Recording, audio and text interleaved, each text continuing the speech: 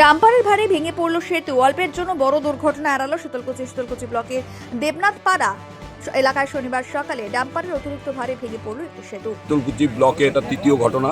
আমরা প্রশাসনকে বারবার বলেছি, বিশেষ করে গ্রামীণ রাস্তাগুলোতে এই ডাম্পার বোঝাই, পাথর বোঝাই ডাম্পার গাড়িগুলোকে চলাচল বন্ধ করার জন্য, বড় যানবাহন যাতে চলাচল করতে না পারে সেজন্য খুঁটি দিয়ে বন্ধ করে দেওয়া হয়েছিল। রাতের অন্ধকারে কেউ বা কারা এগুলো খুলে দেয় এবং বিশেষ করে কিছু অসাধু ব্যবসায়ী নিজেদের স্বার্থ চরিতার্থ করার জন্য ইচ্ছাকৃতভাবে এই বড় গাড়িগুলোকে তারা রাতের অন্ধকারে পারাপার করেন।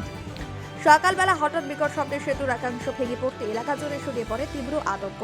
স্থানীয় সূত্রে জানা গিয়েছে, ঘটনার সময় একটি ভারী ডাম্পার সেতু পার হওয়ার চেষ্টা করছিল। অতিরিক্ত ওজন সহ্য করতে না পেরে আচমকায় সেতুর একাংশ ভেঙে পড়ে। এর জেরে ওই রাস্তায় যান চলাচল সম্পূর্ণ বন্ধ হয়ে যায় এবং দুপাশে দীর্ঘ যানজটের সৃষ্টি হয়।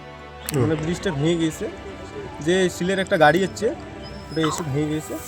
আর এই জায়গাটার নাম কি? মানে গিদারি নদী, দেবনাথ পাড়া। এই রাস্তাটা কত দূর যায়, কোথায় যায়? এই রাস্তাটা এইদিকে দিয়ে হরিণকুচি বাজার দিয়ে যায়, নয়া বাজার দিয়ে হরিণকুচি বাজার শীতাই পর্যন্ত। আচ্ছা, এই যে মানে কাকে দায়ী করছেন, কেন ভাঙলো এটা? এটা তো আমরা প্রশাসনকে দায়ী করি, কেন প্রশাসন তো এটা মানে এই গাড়িটা যাওয়ার অধিকার নাই, এইদিকে প্রশাসনকে আমরা দায়ী করি। এই কয়েকদিন আগেই তো এই রাস্তাটা সংস্কার হলো, এখন ব্রিজটা ভেঙে গেল, এখন কিভাবে যাতায়াত করবেন আপনারা? ওটাই তো প্রশাসনকে বলতে মানে জানাতে হবে জিনিসটা, এই গাড়িটা এদিকে চলার অধিকার নাই, তারপরে এই গাড়িটা এদিকে যাচ্ছে। তাহলে আপনারা কি চাইছেন এখন? কি ব্রিজটা নতুন করে বানাতে হবে, ওইটাই চাই সরকারের কাছে, এটাই আবেদন। কি নাম আপনার?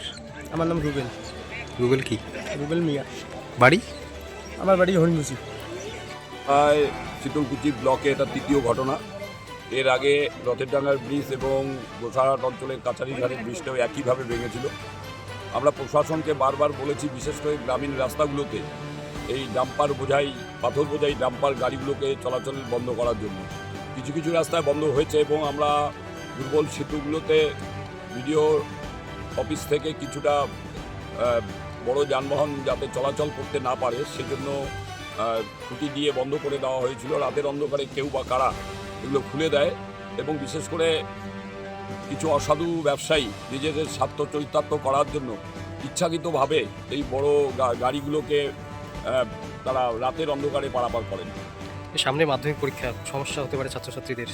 আমরা শীতলকুচি লালবাজার অঞ্চল প্রশাসন আমাদের আছে, আমরা খুব তাড়াতাড়ি 1-2 দিনের মধ্যেই আমরা একটা চলাচলের আপাতত ব্যবস্থা করে দেবো এবং আমাদের বিডিও ম্যামের সঙ্গেও কথা হয়েছে ব্যাপারটা। এসডিও সাহেবও ফোন করেছিলেন বিডিও ম্যামকে, আমরা শুনলাম প্রপোজাল পাঠাচ্ছে একটা নতুন ব্রিজের, নিশ্চয়ই করতে টাইম লাগবে।